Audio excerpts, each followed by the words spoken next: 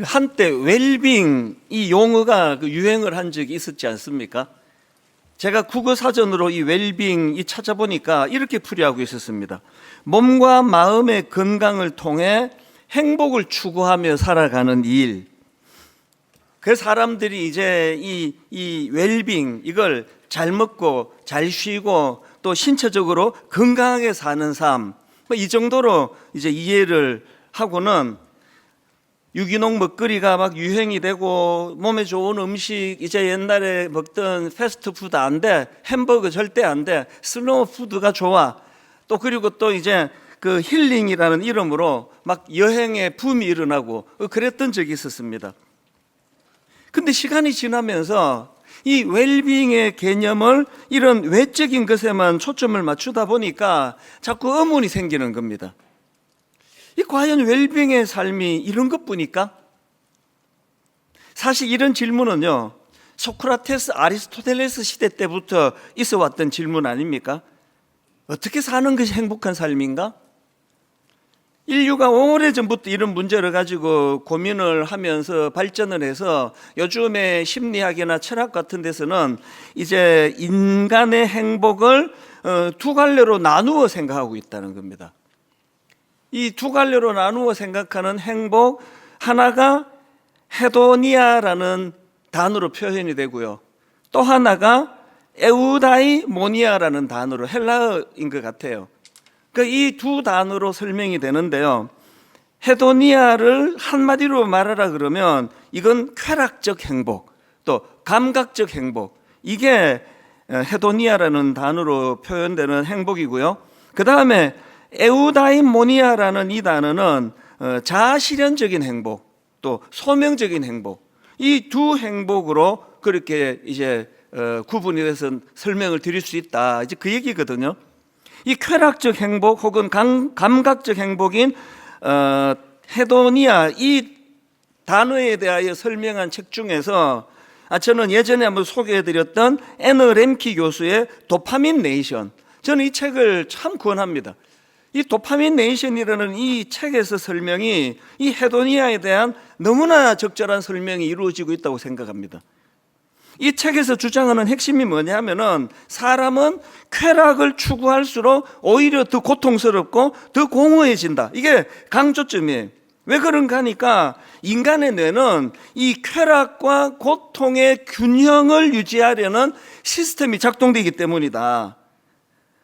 그래서 어떤 사람이 이제 어떤 강한 쾌락을 경험하면 우리 뇌는 그 균형을 맞추기 위해서 그만큼의 반작용을 일으킨다는 겁니다. 그래서 쾌락이 클수록 그 뒤에 더 큰 공허함이 따라오고 더 큰 무기력감이 따라오고, 그리고 이런 비슷한 자극이 반복될수록 만족은 점점 줄어든다. 여러분, 이 애너 렘키 교수는요, 이 분야의 전문가 중에 세계적인 학자예요. 이게 그냥 쾌락만 추구하면 안 된다, 도덕적으로 윤리적으로 한 얘기가 아니라 실제로 뇌 구조가 그렇게 돌아간다는 겁니다. 이게 쾌락적인 행복을 말하는 헤도니아가 가진 치명적인 약점입니다. 야, 세상에 하나님께서 우리 뇌에다가 이런 조치를 취했는지 누가 알았겠습니까? 이 원리를 가지고 우리 자신들 한번 돌아보시기를 바랍니다. 여기에 반해 에우다이모니아라는 이 단어가 갖고 있는 자아실현적 행복 혹은 또 소명적 행복, 이 행복은요, 이 빅터 프랭클 교수의 주장이 아주 독보적이에요. 여러 번 제가 이 책을 소개해 드렸는데요. 죽음의 수용소에서 이 책이 주장하는 포인트는 이겁니다. 인간은 삶의 의미를 발견할 때 그때야 비로소 진정한 행복을 느낄 수 있다. 아까 웰빙, 그래서 건강 관리하고 운동하고 등산하고 좋은 거 먹고 하면서 시간이 가면서 이게 진짜 내 행복의 전부인가? 그 회의가 온다면은 바로 이 원리 때문에 그래요. 이 프랭클 박사가 본인이 직접 그 절망적인 나치 수용소에서 연구를 하면서 지켜보니까 그런 나치 수용소 같은 절망적인 상황 속에서도 끝까지 살아남는 사람들에게서 공통점이 발견되더라는 거예요. 그게 뭐냐 하니까 이런 절망적인 상황 속에서도 난 살아있어야 돼, 난 살아야 돼, 이렇게 죽으면 안 돼. 이런 삶의 어떤 이유를 갖고 있는 사람, 이런 사람들이 다 살아내더라는 겁니다. 예를 들면 나 세상에 나가서 꼭 의미 있는 일 내가 해야 되는 일이 있어. 이거 하기 전에 난 죽을 수 없어. 이게 그 사람을 살려내더라는 겁니다. 아니 빅터 프랭클 박사 본인이 바로 그 케이스 아닙니까? 그래서 이 프랭클 박사가 결론 짓기를 인간은 쾌락을 추구할 때가 아니라 삶의 의미를 발견할 때 비로소 살아난다. 이게 그분이 주장하는 결론입니다. 이걸 신앙적인 표현으로 콜링 혹은 소명 혹은 부르심 이렇게 우리가 설명을 하고 있는데요. 오늘 본문은 아브라함이 지금 이 하나님의 부르심을 받는 장면이에요. 아브라함이 하나님의 부르심 콜링 소명을 받아서 그가 드디어 에우다이모니아 자아실현적인 행복 소명적인 행복을 누리기 시작한 게 그게 아브라함의 시작이거든요. 12장 이후로 아브라함을 쭉 읽어보면 많은 난관이 있고 당황스러운 일이 있고 어려움이 있지만 그가 그 사명을 감당하는 그 일이 즐겁기 때문에 기쁘기 때문에 그래서 우리는요 이 쾌락적인 행복은 현재적인 거고요. 여기서 말하는 에우다이모니아라고 말하는 자아실현적인 행복, 소명적 행복 항상 미래적인 거예요.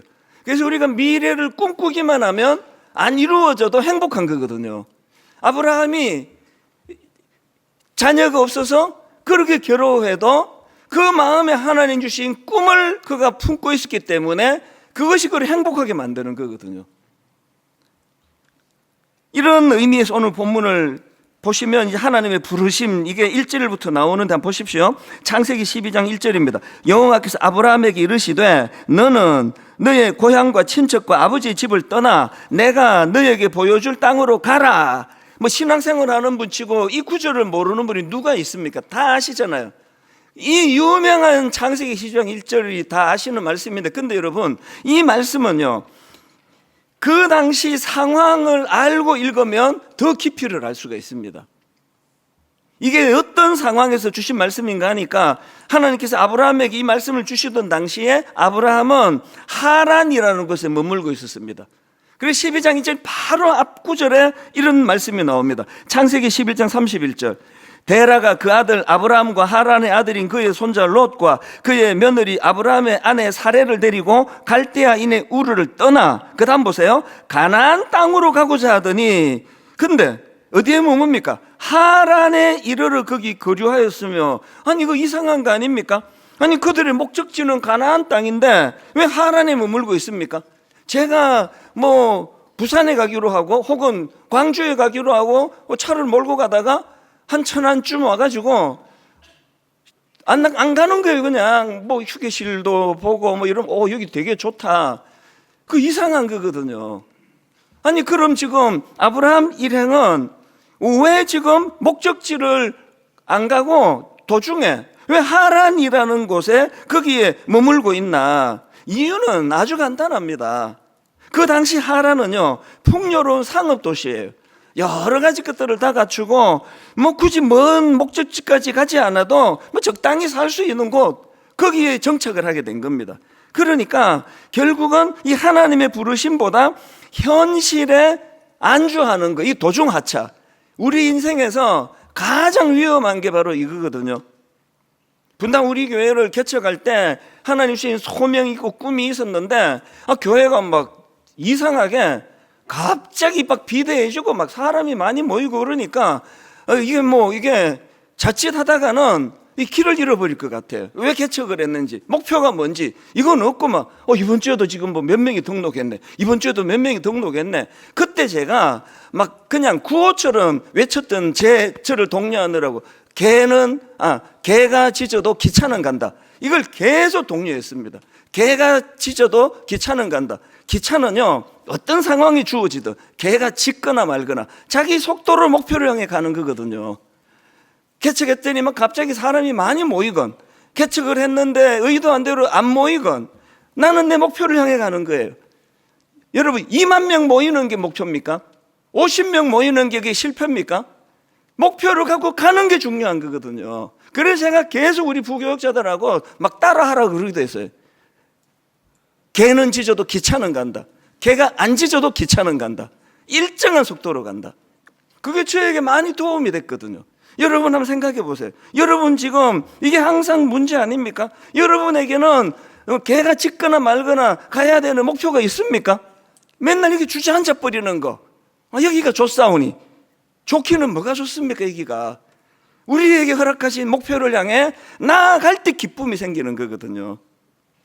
아니 제가 지난주 소개해드렸던 그 소그룹 다락방 순장님, 이분이 우연히 유튜브를 보다 보니까 탈북민 성도가 간증을 하는데, 야, 직장을 얻어가지고 그 사장님이 기계를 가르쳐 주다가 갑자기 손을 다쳐가지고 피가 철철 나는데, 이 뭐 하나님도 모르는 이 탈북민이 보니까 이상한 거예요. 피가 철철 나는데도 너무 침착하고, 그리고 막 기도한다는 게, 하나님, 우리 직원이 안 다치고 저를 다치게 주셔서 감사합니다. 이런 기도에 충격을 받고 그때부터 내가 교회를 가기 시작했다. 그 영상을 그 순장님이 자기도 보고 저한테 왜 보내주느냐고요. 저한테 보낸 글 중에 이런 게 있었다니까요. 하나님, 그 영상을 보고 이제 마음이 뜨거워진 거죠. 하나님, 저도 저런 사장님 같은 순장이 되기를 원합니다. 여러분, 이분이 평소에 이런 소명적인 행복, 자아 실현적인 행복, 이런 에우다이모니아의 삶을 추구했기 때문에 그 영상을 보고 그렇게 할 수 있는 거 아닙니까? 이게 없었다면요, 저 사장 저거 이상한 사람이네. 가서 병원에 가서 손이나 걸치지 무슨 그건 직원 대신에 자기가 다친 게 그게 뭐가 그게 감사해. 그걸 넘어갔을 거 아니냐고요. 저는 오늘 이 말씀을 준비하면서 저는 알아요. 수많은 분들이 이 설교를 듣지만, 아이고 저건 나하고 별 상관없는 또 주제를 갖고 얘기하네. 교회는 맨날 저런 얘기만 하더라. 아예 이게 접수가 안 되는 분이 계세요. 제가 호소하는데요, 이대로 살지는 못할지언정 자기 삶을 한 번은 돌아보자고요. 여러분 진짜 행복합니까?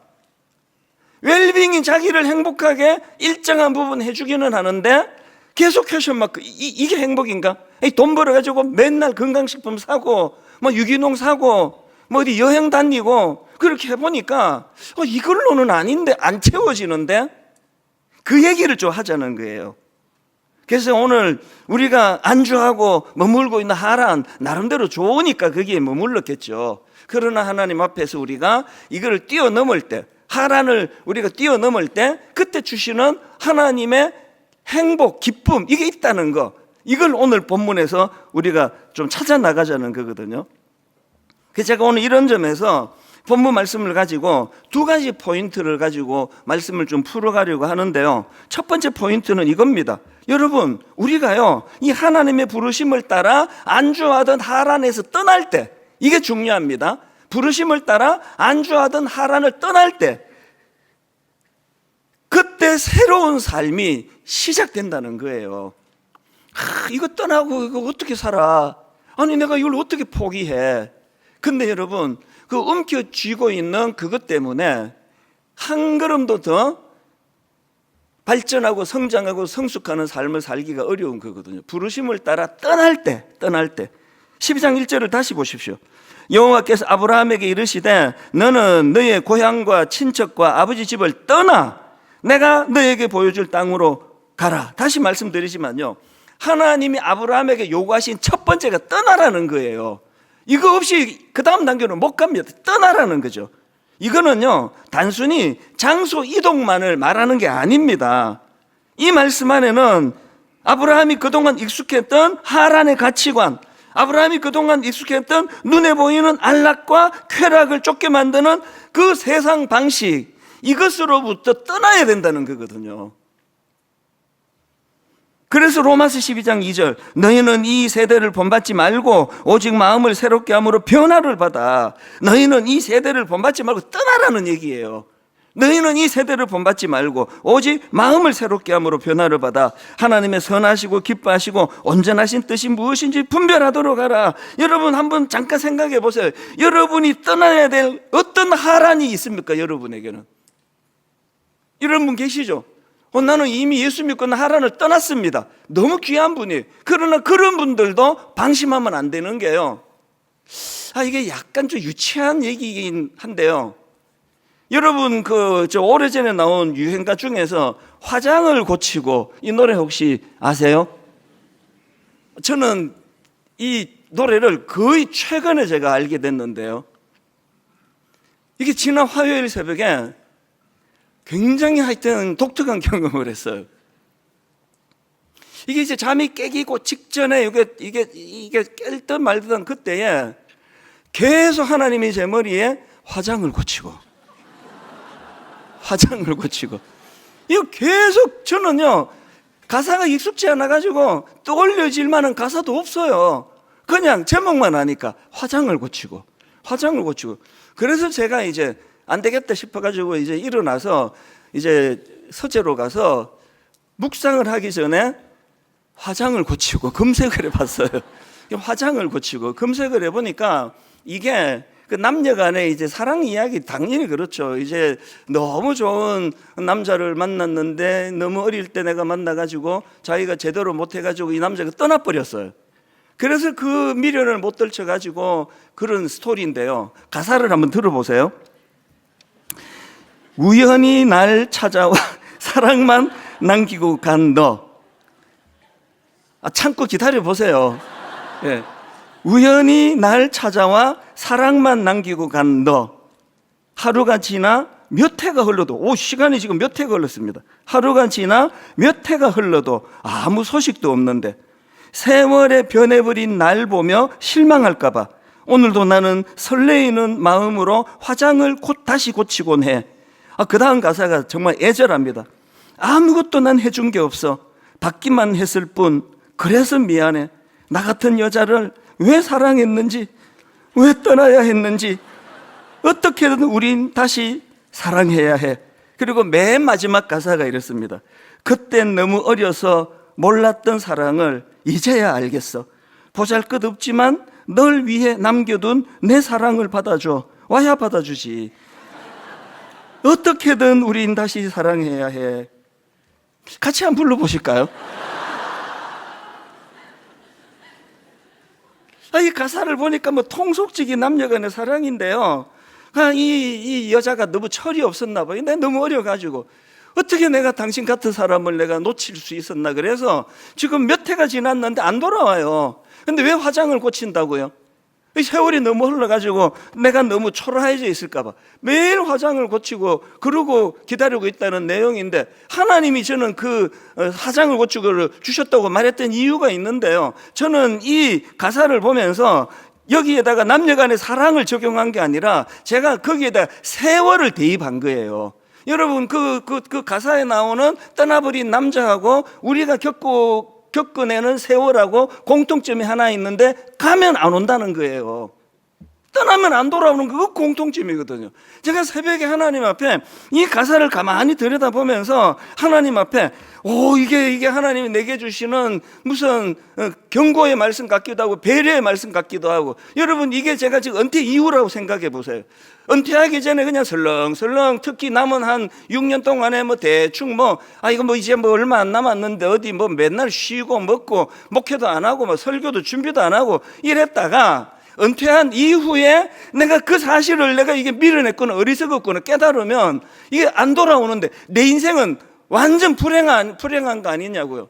그래서 제가 이 가사를 보면 세월을 대비해가지고 그 새벽에 제가 하나님, 이제 제 목회가 6년 남았는데 이 남아있는 제 6년에 내 목회에 영혼을 갈아넣기를 원합니다. 내 설교 준비에 영혼을 갈아넣어 설교하기를 원합니다. 한 편 한 편에 모든 걸 다 거는 설교를 하기 원합니다. 그렇게 제가 하나님 앞에 약속도 하고 결단도 하고 그런 시간을 보냈거든요. 너무 그 새벽이 제 마음을 격동시켰어요.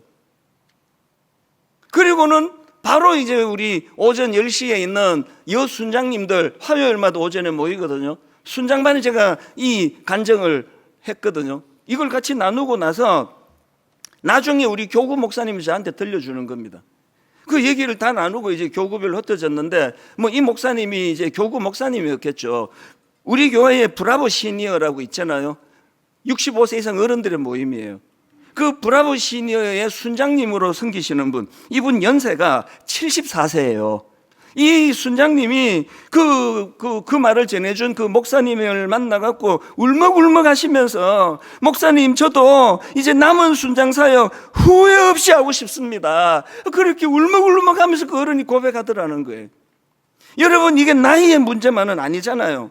여기 20대, 여기 30대, 우리 사청년부 잘 들으세요. 떠나면 안 와요, 그게. 근데 지금 아직 호흡이 살아있는데 지나간 저희 20대는 30대는 안 와요. 제가 만 40살에 교회를 개척했잖아요. 가끔씩 누가 그때 사진을 보내주면 진짜 내 청춘 돌리도예요. 그 시절이 너무 그리워요. 흰머리 하나도 없고. 안 돌아와요. 그 가사하고 너무 똑같잖아요. 화장을 고치며. 지금 그 가사, 유행가 가사에 나오는 이 여성이 미련을 떨지 못하니까 세상에 오지도 않을 것 자기도 알면서 화장을 고치고 기다리고 있으면 이 사람의 남은 생애는 어떻게 되는 거냐고요. 저는 은퇴한 이후도 제 삶이라는 걸 알아요. 그래서 미련 없이 여기에 다 쏟아놓고 미련이 없는 저의 목회가 돼야 은퇴 이후에 제 생활이 있을 거 아니냐고요. 여러 번 말씀드리고 기회 있을 때마다 말씀드리고 오늘 또 말씀드립니다. 제 아내가 유방암 발병하고 그것이 변장하고 찾아온 축복이었다고 말하는 거, 여러분, 아내나 남편이나 둘 중에 하나는 먼저 가요. 우리 같이 죽자. 큰일 날 소리. 무슨 대형 사고를 맞으려고 그런 얘기예요. 비행기 탔는데 같이 죽는 거 말고는 그런 일 없습니다. 둘 중에 하나는 먼저 하나님 앞에 간단 말이에요. 영원하지 않아요. 기회 있을 때 하란을 빨리 떠나야 돼요. 아무것도 아닌 것 같고 맨날 그렇게 에너지 다 쏟고 그러지 말고. 하나님, 우리 이 말씀 가운데 은혜 주셔서 하나님이 부르실 때, 기회 있을 때, 떠나라 할 때 하나님 하란을, 그 하란은 상징적으로 안주하고 있는 그곳이에요. 아버지, 떠날 수 있기를 원합니다. 두 번째로요, 두 번째 포인트가 이렇습니다. 여러분, 우리가 하나님께서 원하시는 복의 통로로 살아갈 때, 이제 떠났어요. 그래서 하나님이 이제 어떻게 우리를 인도하시는가 보십시오. 하나님께서, 우리가 하나님께서 원하시는 복의 통로로 살아갈 때 이 복을 주셨죠. 그러니까 복의 통로가 됐죠. 우리가 복의 통로로 살아갈 때 삶의 생동감이 살아난다. 자, 이게 뭔지를 제가 설명해 드릴게요.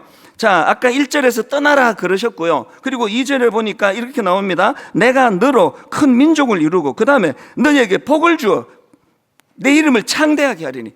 하나님 이렇게 말씀하시죠. 아브라함아, 내가 왜 네가 떠나기를 원했는지 아니? 내가 복 주려고 그런다. 그 말씀이에요. 내가 복 주려고 그런다. 근데 그 다음 한번 들어보세요. 2절과 3절을 한번 다시 들어보세요. 내가 너로 큰 민족을 이루고 너에게 복을 주어 너의 이름을 창대하게 하리니 너는 복이 될지라. 그리고 3절, 너를 축복하는 자에게는 내가 복을 내리고 너를 저주하는 자에게는 내가 저주하리니 땅의 모든 족속이 너로 말미암아 복을 얻을 것이라. 자, 2절에서 너 왜 가라 그런지 아니? 복 주려고 그런다. 근데 있잖아, 이 복의 특성이 하나 있어. 이 복의 특성이 뭐냐? 땅의 모든 족속이 너로 말미암아 복을 얻을 것이라. 그리고 너는 복이 될지라. 무슨 의미입니까? 내가 너에게 주는 복은 어떤 특징이 있느냐? 그게 네 혼자 누리라고 주는 게 아니라 흘려 보낼 때 그게 행복한 거야. 이게 하나님이 주시는 복의 특성이에요. 여러분, 행복이 두 종류라 그랬을 때 그 쾌락적인 행복, 그리고 이 시대가 추구하는, 우리를 부추기는 그 쾌락적인 행복은요, 흘려보내지 않아요. 그 쾌락을 흘려보내갖고 그 옆에 사람도 같이 행복한 거 봤습니까? 남의 행복을 빼앗아서라도 자기 쾌락을 즐기는 게 그게 쾌락의 특성 아닙니까? 제가 간혹 랄프 waldo 에머슨이 쓴 무엇이 성공인가, 이거를 한 번씩 프린트해 놓고 제가 이걸 갖고 묵상을 할 때가 있습니다. 맨 끝부분만 한번 들어보십시오. 자기가 태어나기 전보다 세상을 조금이라도 살기 좋은 것으로 만들어 놓고 떠나는 것, 자신이 한때 이곳에 남았음으로 해서 단 한 사람의 인생이라도 행복해지는 것, 이것이 진정한 행복이다. 저는요, 이것이 진정한 행복이다를 대신에 이렇게 저는 이것이 진정한 에우다이모니아다 이렇게 대입해서 읽었습니다. 이게 우리가 가지고 있는, 우리가 행복하기 위한 조건이라는 거예요. 제가 아까 분당 우리 교회가 갑자기 사람이 모이고 이게 이 촌놈이 자꾸 이제 유명해지더라고요. 이게 율동공원에 가도 뒤에서 여자분 두 분이서 이찬수 목사님이라고도 안 해요. 이찬수 이러는 분이 있고, 공항에 가서도 그러고, 비행기 타도 그러고, 이게 그때 제가 만 40대 기껏해야 40대 초중반인데 우쭐하고, 이게 내가 유명해졌네? 아마 책 쓰자 그러고, 전국에서 집회오라고 부르고, 그리고 또 부를 때마다 또 많이 가기도 했어요. 그러면서 제가 아까 말씀드렸잖아요. 하란에 머물 수 있을 위험이 있었을 때, 개는 짖어도 기차는 간다. 상황이 어떻든, 니를 얼마나 알아보는 사람이 아무도 없건, 네 목표는 유명해지는 게 아니라 네가 처음에 교회를 개척할 때 내가 너에게 주었던 그 꿈을 이루는 것이다. 그래서 제가 개는 짖어도 기차는 간다, 이걸 제가 자꾸 외운 거는 나 자신이 불안해서 그랬어요. 하란에 머물까 봐. 그리고 그 이후로 안식년을 얻어가지고 제 사역 평생의 처음이자 마지막 안식년 아닙니까? 그렇게 안식년 1년을 얻어가지고 미국의 풀러 신학교에서 1년간 공부하다가 제가 미션을 처치라는 용어를 그때 배우게 되었고요. 그래서 한국으로 돌아오자마자 우리 성도님들에게 요셉의 창고를 열어라, 이 선포를 한 겁니다.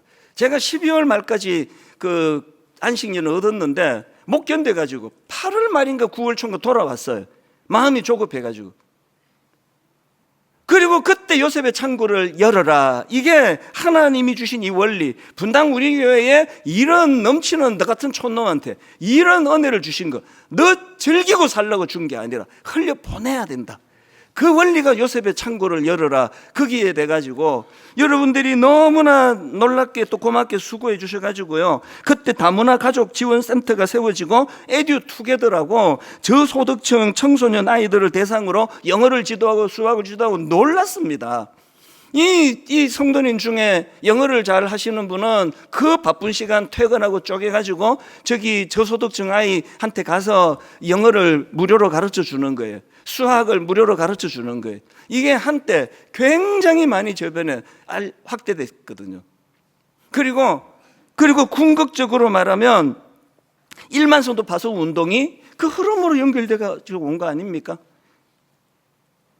이제 저는 이 물꼬가 계속 흘러가기를 원하는데 두 갈래로 흐르기를 원합니다. 한 갈래는 이제 꿈 프로젝트라고 미자립 교회를 포함한 작은 교회를 돕는 프로젝트가 재작년부터 시작됐잖아요. 이제 경상도 지역에 남쪽에서부터 훑어 올라오는 거예요. 2년 전에 경상도 지역, 그리고 작년에 전라도 지역, 이제 올해 충청도 지역이에요. 재작년에 경상도 지역을 대상으로 15교회를 선정해서 섬겼고, 작년에 전라도 지역 11교회를 선정해서 부족하지만 목회 멘토링도 좀 하고 우리 함께 29개 목사님들이 그들을 섬기는 일을 했고요. 그들에게 약 12억 정도를 지원했습니다. 다 여러분의 헌금이에요. 이제 원래 충청도 지역을 대상으로 지금 이제 오늘 공고가 나갔는데요. 여러분, 충청도 지역에 신실한 목사님, 꼭 미자립 교회만 아닙니다. 작은 교회 중에 조금만 후원하면 설 수 있는 교회들을 우리가 또 섬기려고 하거든요. 이제 충청도 그 다음에 어디로 갈지 모르겠습니다. 강원도 지역, 또 수도권, 제주도 모르겠습니다. 우리 29개 목사님들하고 그런 한 가지 약속은 계속 갈 겁니다. 어떤 형태든지 작은 교회, 미자립 교회 섬기는 일은 계속 29교회랑 함께 갈 거고요. 두 번째 물줄기가 우리 드림 사역원의 출범입니다. 전에 이 말씀 드린 거 기억나십니까? 오래전인데요, 어떤 청소년, 참 지금 생각해도 신비로워요. 이 아이가 죽으려고 한강을 가던 중이라는 겁니다. 그러다가 걔가 어떻게 저를 생각했는지 모르겠어요. 이찬수 목사님 한번 만나보고 싶다. 그래가지고 걔가 방향을 틀어가지고 드림센터로 와가지고 저를 만난 걸로 제가 어렴풋이 그때가 기억이 나요. 그리고 그 아이랑 오랜 시간 동안 같이 대화하고 또 만나고 교제하고 그런 시간을 지금도 가끔씩 연락을 나누어요. 그래서 제가 우리 드림 사역원의 이미지 이거를 어떻게 카피라이트 어떻게 하면 좋을까 고민하다가 불쑥 떠오른 게 이겁니다. 우리 드림 사역원의 정체성이 뭐냐? 죽기 전에 마지막 들리고 싶은 곳, 그게 우리 드림 사역이면 좋겠다. 이 이야기도 전에 드렸는데요. 제가 이런 이야기를 같이 나누었을 때 그때 이 한강에 가려다가 저를 찾아와서 우리가 이제 죽기 전에 들리는 곳이 되면 좋겠다고 이야기했을 때 우리 순장님 정신과 의사분인데요. 이분이 갑자기 여기다가 그 병원을 이전을 했어요. 이리로. 그래서 제가 왜 이리로 오셨습니까? 갑자기 그랬더니 아니 목사님 우리 드림 사역은 그때는 없을 때죠. 드림센터가 그 죽기 전에 들리는 곳이라고 한다면 부르면 달려갈 위치에 저 같은 정신과 의사 한 명 있어야 되는 거 아닙니까? 그분이 보여주는 게 뭐죠? 이게 소명적 행복이 뭔지를 아는 거거든요. 여러분 부탁드리는데요. 우리 드림 사역원을 위해서 기도해 주시고요. 우리 드림 사역원을 위해서 좋은 아이디어를 좀 주시기를 바랍니다. 저는 70년대 그 섬김의 아이콘은 저는 바퍼라고 생각하거든요. 바퍼. 80년대에 바퍼. 그 하나로 이 섬김의 메시지가 다 담겨 있는 건데 저의 고뇌가 뭐냐? 2026년도에는 지자체에서 많은 단체에서 그런 분들을 섬겨가지고 이제는 배고픈 사람은 많지 않아요. 마음이 고픈 사람이 너무 많아요. 그 마음이 고픈 사람들에게 어떻게 다가갈까? 그걸 우리가 바퍼 상징적으로 영적으로 이런 개념을 저희들이 지금 찾아가고 있는데 여러분 좀 도와주시기를 바랍니다. 아까 영상으로 보셨잖아요. 지금 고립 원둔 청소년들, 청년들이 늘어나는데 여러분 그 아이들도 마음이 너무 아픈데 그걸 지켜봐야 되는 부모의 눈물을 저는 너무 아프게 생각해요. 4월에 우리 드림 사역원에서 그분들 모셔서 밥 한 끼 대접하겠다는 게 복잡한 거 아닙니다. 그리고 뭘 도와드릴까요? 이런 것들이 우리가 꿈꾸는 우리 드림 사역원이죠. 왜 교회가 이런 거 해야 되느냐고요? 개인도 우리도 교회도 흘려보내야 되기 때문에 우리 집 아이가 은둔 청소년 청년이 아니라면 그런 자녀를 둔 부모를 위해 기도해야 될 의무가 부어져 있다는 걸 아셔야 됩니다. 제가 아까 우리 장애인 부서 교사 좀 자원하라고 부탁한 거 여러분 자녀들이 그런 불편을 겪지 않는 자녀를 둔 부모라면 그 자녀들과 부모를 도와야 되는 거 그게 흘려보내는 거예요. 저의 은퇴 그리고 은퇴 이후까지 제가 변질되고 타락되지 않으려면 은퇴하는 그 전날까지 이 일을 계속해야 돼요. 주신 복을 흘려보내고 주신 복을 흘려보내고 그래서 늘 말씀드리잖아요. 이건 뭐 제멋대로 할 수 있는 건 아닌데 제가 은퇴할 때 분당 우리 교회는 예산이 재정이 플러스 마이너스 제로가 되면 좋겠다. 제가 회사 사장 같으면 많은 자산을 남기는 게 유능한 건데요. 교회가 자산이 많으면 굉장히 위험한 거거든요. 다 흘려보내고 그러나 제 마음대로 할 수 있는 게 아니라서 저 혼자 꿈을 꾸는 거예요. 결론을 제가 오늘 이렇게 내리기를 원합니다. 사도행전 20장 35절 주 예수께서 친히 말씀하십니다. 얼마나 중요하면 이런 여기 토를 달았을까요? 주 예수께서 친히 말씀하신 바 주는 것이 받는 것보다 복이 있다 하심을 기억하여야 할지니라. 이 말씀을 주신 주님께서 직접 본을 보여주신 게 십자가 아닙니까? 갈라디아 2장 20절 내가 그리스도와 함께 십자가에 못 박혔나니 그런즉 이제는 내가 사는 것이 아니요 오직 내 안에 그리스도께서 사시는 것이라. 이제 내가 육체 가운데 사는 것은 나를 사랑하사 나를 위하여 자기 자신을 버리신 하나님의 아들을 믿는 믿음 안에서 사는 것이라. 우리 예수님이 본을 보여주신 게 알고 봤더니 이게 에우다이모니아 이 행복이에요. 나를 내어주는 사랑. 우리가 왜 이웃을 섬겨야 되고 왜 받은 복을 흘려보내야 되느냐 하면 주님께서 이 방식으로 우리를 사랑하셨기 때문에, 이 방식으로 우리를 사랑하셨기 때문에 우리도 받은 복이 있으면 누리고 흘려보내고, 나도 누리고 흘려보내고, 이 원리를 따라 우리 한번 이 시간에 이 찬양을 같이 부르면서, 여러분 이 가사가요 제목이 하나님의 부르심이에요. 콜링이에요. 하나님의 부르심. 저는 이 후렴에 보니까 날 부르신 뜻, 내 생각보다 크고, 날 향한 계획, 나의 지혜로 측량 못하고, 하란에 머물러 계실 때는 이 큰 뜻을 알지 못합니다. 아이고 날 또 그렇게 또 힘들게 하시려고 자꾸 떠나라 그러시네. 아니에요. 하나님 너 복 주려고 내가 그런다. 너 복 주려고 내가 그런다.